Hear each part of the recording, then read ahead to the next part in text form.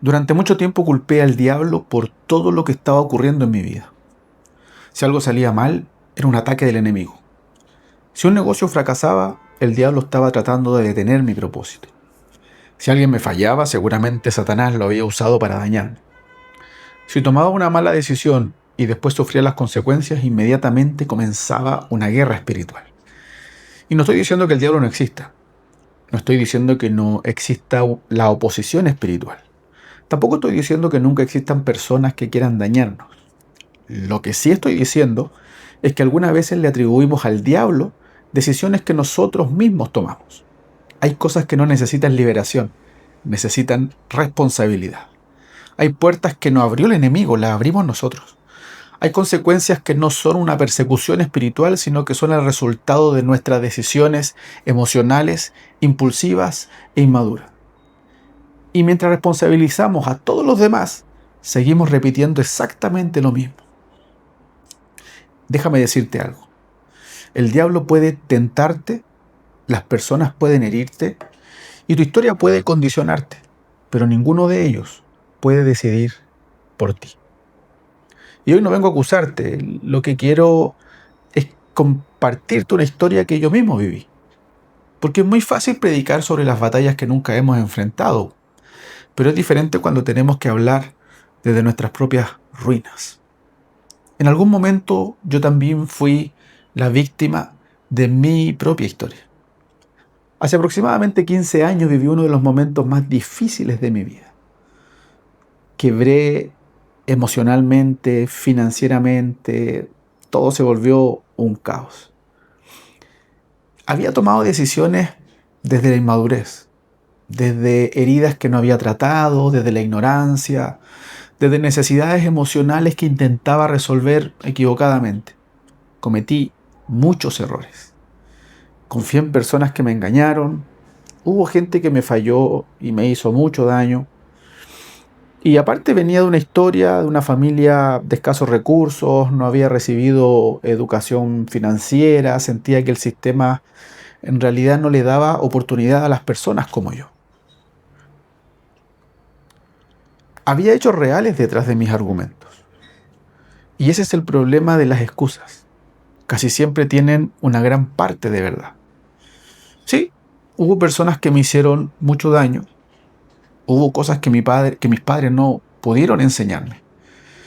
También el sistema puede ser bastante injusto. Y por supuesto, algunas personas se aprovecharon de mí. Pero también era muy cierto que yo estaba tomando malas decisiones. También era cierto que yo no era el mejor de las personas, ni tampoco era un ángel caído del cielo. Y esa era la parte de la historia que no quería mirar. Era más fácil hablar de lo que me hicieron que reconocer lo que yo había hecho.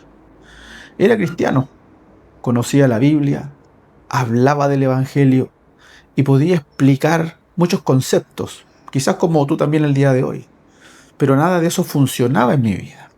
Mi economía estaba destruida, emocionalmente estaba quebrado, caí en una profunda depresión y vivía muy frustrado.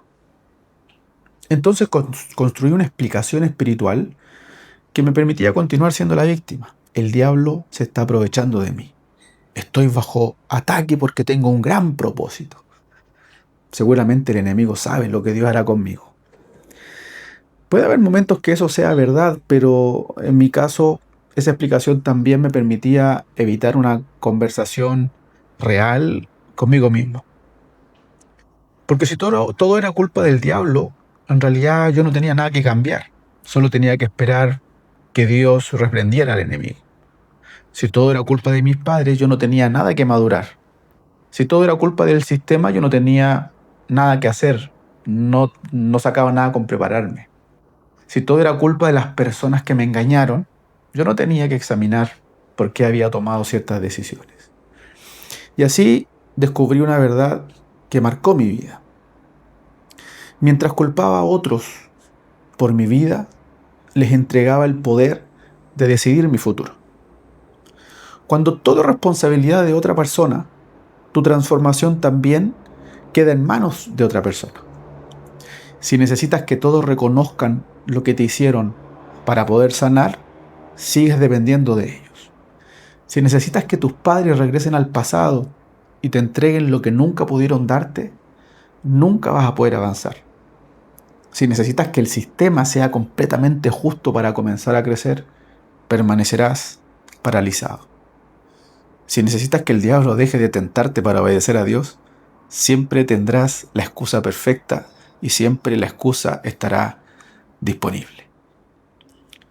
De aquí debemos ir a lo que la palabra nos cuenta, sobre todo el apóstol Santiago. Santiago nos devuelve a nosotros la responsabilidad. Santiago 1, del verso 13 al 15, dice que nadie, cuando sea tentado, debe decir que Dios lo está tentando. Dios no puede ser tentado por el mal, ni tienta a nadie. Después Santiago explica un proceso que es importante destacar. Dice que cada persona es tentada cuando es atraída y seducida por sus propios deseos. El deseo, después de ser concebido, da a luz el pecado, y el pecado, cuando ha crecido, produce la muerte. Entonces, observa dónde Santiago pone la atención. No comienza hablando del diablo, tampoco culpa a Dios, sino que nos obliga a mirar lo que ocurre dentro de nosotros. Esto no significa, obviamente, que no exista el tentador. La Biblia reconoce claramente la realidad del enemigo. Pero Santiago revela que la tentación necesita encontrar algo dentro de nosotros con lo cual trabajar, con lo cual conectarse. La tentación propone, pero somos nosotros los que respondemos. La tentación muchas veces toca la puerta, pero somos nosotros los que decidimos si abrir o no. Santiago describe un proceso y lo describe muy claro. Primero, aparece un deseo desordenado. Después comenzamos a alimentarlo. Luego lo justificamos. Y finalmente actuamos. Y cuando llegan las consecuencias, buscamos un culpable. La verdad es que nadie cae repentinamente. Antes de la caída hubo conversaciones internas, hubo señales ignoradas, hubo límites que comenzamos a mover, hubo decisiones pequeñas que parecían inofensivas, hubo cosas que empezamos a justificar diciendo no es tan grave, lo puedo controlar, si todo el mundo lo hace, Dios conoce mi corazón, soy humano y Dios lo sabe, Él me hizo así. Sí, Dios conoce tu corazón y es por eso que también Él quiere transformarlo. El pecado no comienza únicamente con la conducta visible, comienza cuando nuestro deseo se pone de acuerdo con una mentira. Te voy a poner un ejemplo. Adán culpó a Eva. Eva culpó a la serpiente. Y desde el principio de la historia nos hemos perfeccionado en el arte de responsabilizar a alguien más. Adán prácticamente le dijo a Dios: la mujer que tú me diste. No solo culpó a Eva, de alguna manera también intentó responsabilizar a Dios. Yo estaba bien hasta que tú pusiste a esa mujer en mi vida. Y eso sigue ocurriendo hasta el día de hoy. No sé si te has encontrado diciendo cosas como estas, son solo ejemplos. Yo no reaccionaría así si mi esposo cambiara. Yo no mentiría si mi jefe fuera más justo. Yo no tendría este problema si mis padres hubieran sido diferentes. Yo no viviría de esta manera si Dios me hubiera dado más oportunidades. Quizá alguna de esas heridas o de esos pensamientos pueden ser completamente reales. Pero una herida real no convierte automáticamente en correcta toda reacción que nace de ella. Lo que te hicieron explica parte de tu dolor, pero no puede justificar para siempre lo que tú decides hacer con ese dolor. Y es que responsabilidad no es lo mismo que la condenación. Debemos asumir la responsabilidad. La condenación dice: eres un fracaso y nunca cambiarás. Por otro lado, la responsabilidad dice: tomaste decisiones equivocadas, pero en Cristo puedes escoger una nueva decisión. La condenación ataca tu identidad. La responsabilidad confronta tu conducta. La condenación te mantiene mirando el suelo, pero la gracia te levanta el rostro y te dice: esto no puede continuar. Tu historia no termina aquí, pero no puede seguir igual. En Juan 8 encontramos una mujer sorprendida en adulterio. No sé si conocen la historia o si recuerdan la historia. Esta mujer a la que querían tirarle piedras. ¿Ah? Entonces los religiosos la llevaron delante de Jesús. No estaban interesados en restaurarla, querían utilizar su pecado, de hecho, para tenderle una trampa a Jesús. Entonces tenían piedras en las manos y la acusaban y le gritaban, etc. Cuando se encuentra con Jesús, él no negó lo ocurrido, no llamó bueno a lo que obviamente era malo. No inventó una explicación para justificar a esta mujer, pero tampoco permitió que los religiosos la destruyeran. Jesús confrontó primero a quienes querían condenarla. Les dice: el que esté sin pecado sea el primero en arrojar la piedra. Y uno por uno empezaron a retirarse. Después Jesús le dijo a ella: ni yo te condeno, vete y no peques más. Y aquí vemos el equilibrio de Cristo. No te condeno es gracia, no peques más es verdad. La religión muchas veces solamente conoce una de estas dos direcciones. Algunas expresiones religiosas donde la iglesia comete errores es: pecaste, por lo tanto no sirves, no perteneces y debes ser castigado.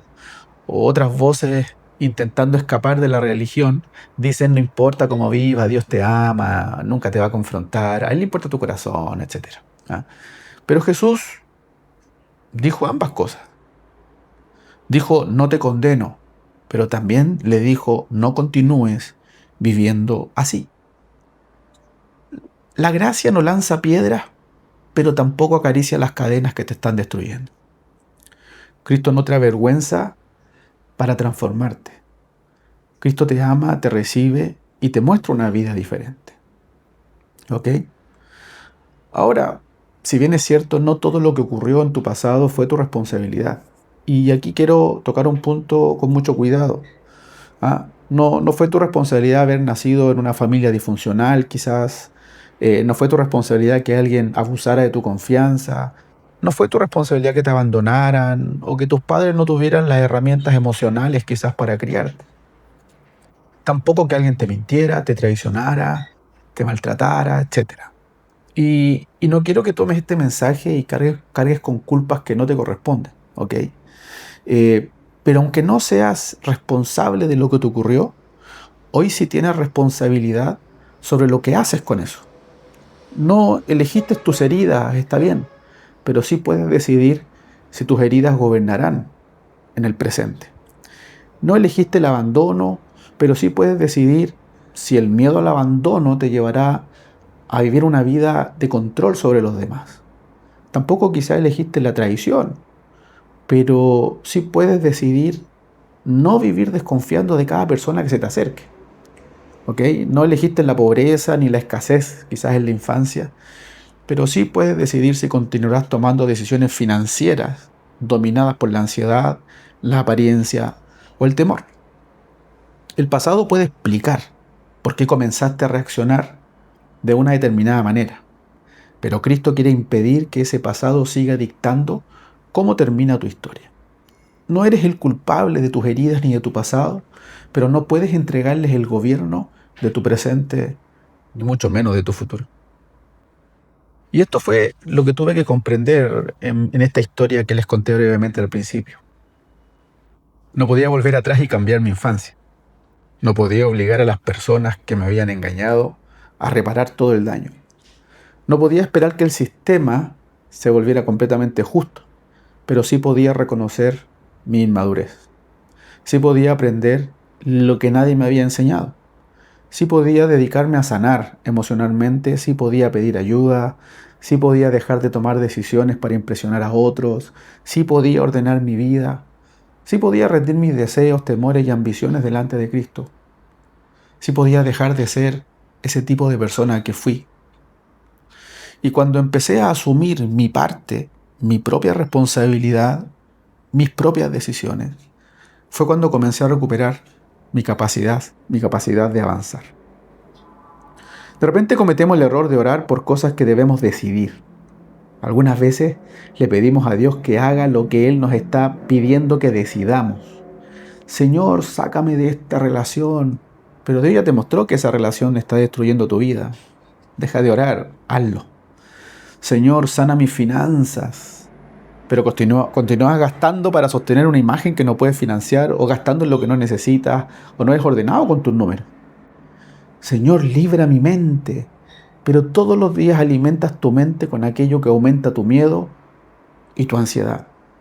Señor, quita esta tentación, pero sigues manteniendo abierta la puerta, el WhatsApp o lo que sea, por donde viene la tentación. Señor, cambia mi matrimonio, pero no estás dispuesto a pedir perdón, a escuchar, a cambiar tu manera de hablar, ni a buscar ayuda. No siempre necesitamos otra señal. A veces necesitamos obedecer la última instrucción que ya recibimos. Y aquí una frase que aprendí hace algún tiempo de un gran predicador: no necesitas que nada a tu alrededor cambie, solo tú. Orar no reemplaza decidir. La fe no elimina tu responsabilidad. La gracia no cancela las consecuencias naturales de nuestras decisiones. Dios puede perdonarte por haber destruido tu economía, pero vas a tener que aprender a administrar. Vas a tener que aprender a ordenar tus números. Dios puede perdonarte por haber herido a alguien, a tu familia, pero vas a tener que reconstruir la confianza, pedir perdón, acercarte. Dios puede perdonarte por haber mentido, pero tendrás que comenzar a vivir en la verdad. Y eso es una decisión. Dios puede liberarte de una adicción, pero posiblemente tendrás que cambiar rutinas, relaciones y ambientes. Hay milagros que ocurren ciertamente en un instante, y hay transformaciones que comienzan con una decisión y se consolidan mediante muchas decisiones diarias. No puedes reprender en oración a aquellos que continúas alimentando con tus decisiones. Puedes reprender al espíritu de deuda durante 3 horas, pero si mañana vuelves a comprar lo que no necesitas, con el dinero que no tienes, para impresionar a personas que ni siquiera están pendientes de ti, ese problema no es espiritual. Puedes pedirle a toda la iglesia que ore por tu relación, pero si continúas respondiendo con orgullo, desprecio, manipulación, necesitas algo más que una reunión de oración. Necesitas arrepentirte. Y aquí hablemos un poco de lo que es el arrepentimiento. Sé que quizás es algo que muchos de ustedes saben, pero a veces se confunde el arrepentimiento con el remordimiento. El remordimiento es sentirse mal por las consecuencias. El arrepentimiento es cambiar de dirección. El remordimiento dice: lamento haber sido descubierto por las consecuencias. El arrepentimiento dice: aunque nadie me estuviera mirando, esto no representa la vida que quiero vivir en Cristo. El remordimiento llora porque perdió algo, por la consecuencia, ¿ven? El arrepentimiento reconoce que estaba caminando en la dirección equivocada. Volviendo a mi historia, durante mi quiebra yo me sentía muy mal. Estaba deprimido, frustrado, avergonzado. Pero sentirse mal no significa que necesariamente estás cambiando.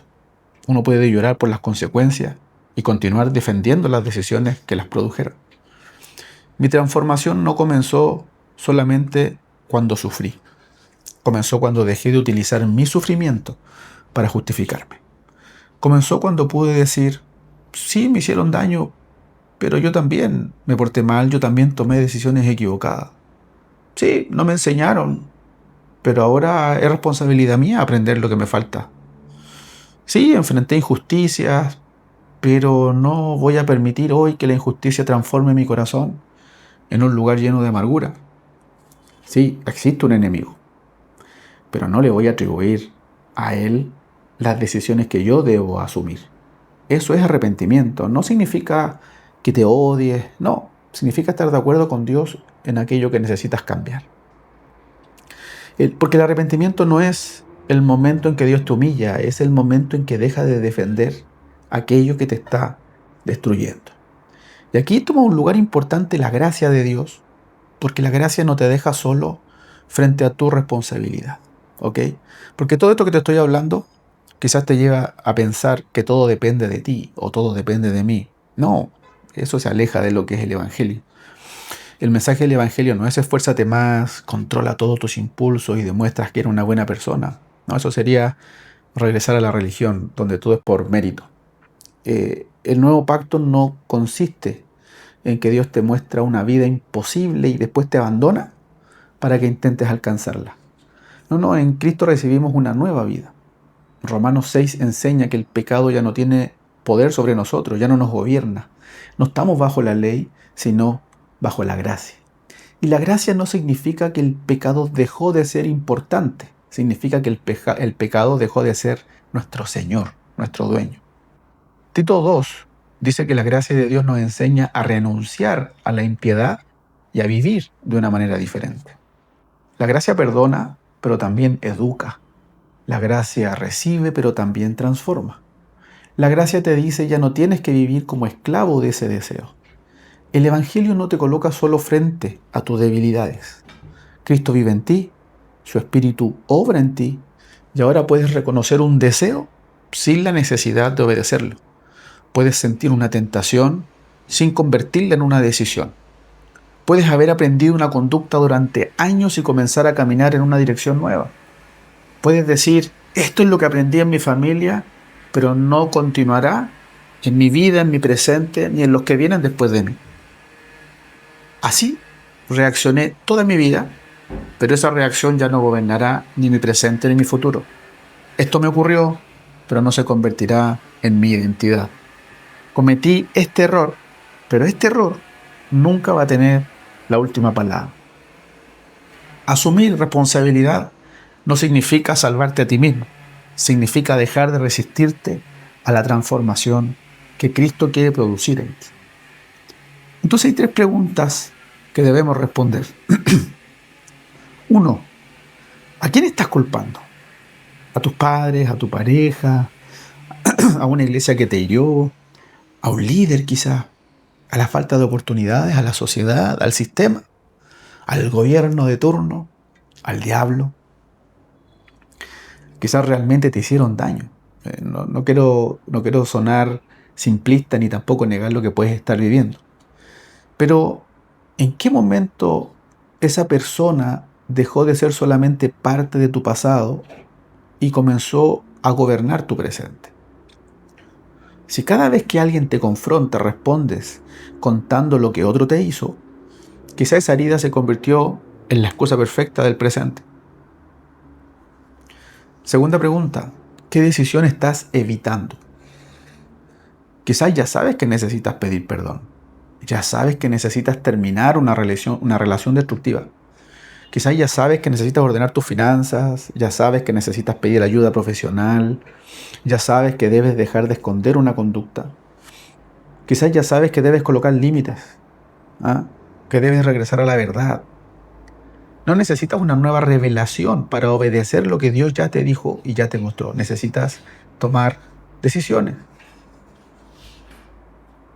Tercera pregunta, ¿qué vas a hacer diferente desde hoy?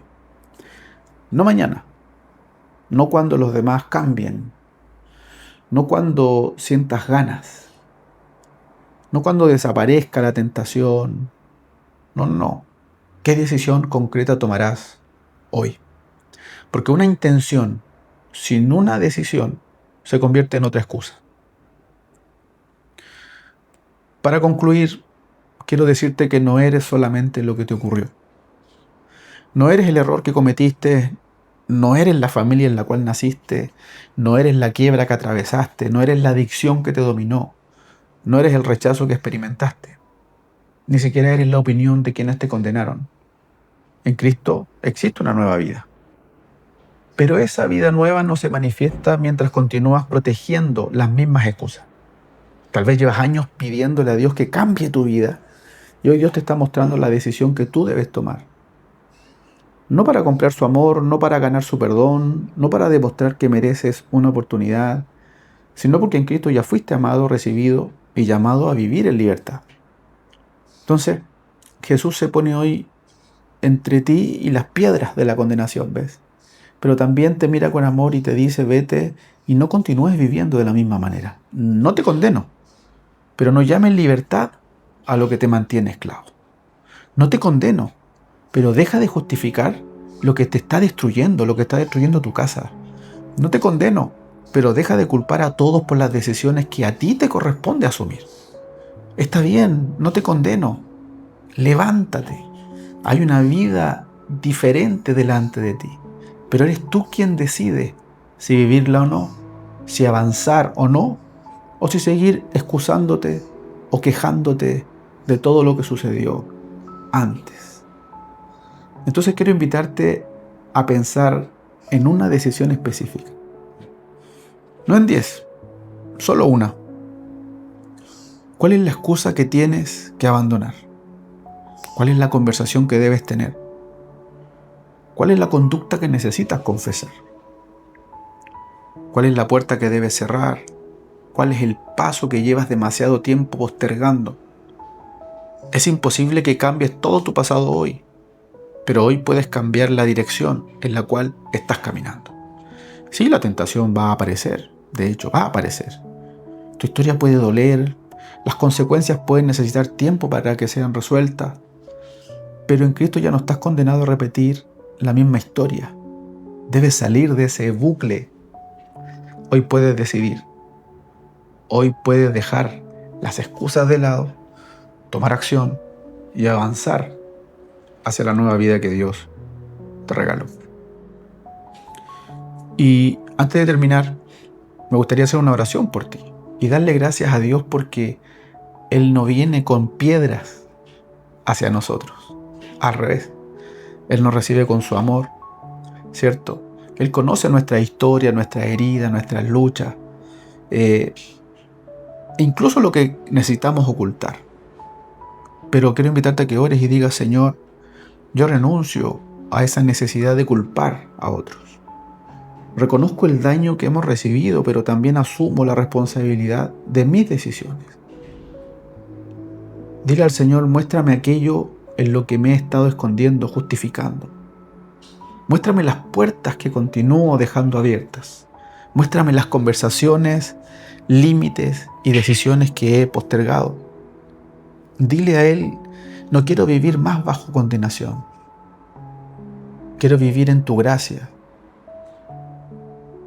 Y quiero darte las gracias primero porque en ti soy perdonado, porque el pecado ya no me gobierna y porque tu Espíritu vive en mí. Y eso hace posible que pueda tomar una mejor decisión y encaminar mi vida hacia la verdad. Dejo de responsabilizar al enemigo y recibo tu gracia. En el nombre de tu Hijo Jesús. Amén. Es bueno reflexionar en esto porque es muy recurrente tomar el camino de la excusa, el camino de la justificación, el camino de la queja. Y el antídoto de la queja es el agradecimiento. Tú tienes que empezar a mirar la vida con agradecimiento. Agradécele a Dios siempre por todo lo que tienes e incluso por lo que no tienes. Si este mensaje habló tu vida, sería bueno que lo compartas. Sería bueno que quizás nos dejes tus comentarios para ver qué te pareció, qué parte tocó tu vida. No tienes que explicar públicamente tu historia, ¿ya? Solamente puedes poner de que desde hoy has decidido tomar una nueva dirección. Y eso es perfecto. ¿Ok? Compártelo con otros. Siempre es la invitación. Síguenos en nuestro canal. Para los domingos siempre hacemos este tipo de mensajes. Somos de la Iglesia Plenitud. Esto es Plenitud, ¿cierto? Somos la Iglesia, es lo que creemos. Y estos canales y esta forma de predicar es una forma también de poder llevar la palabra y expresar la vida de Cristo en todas partes. Bendecido.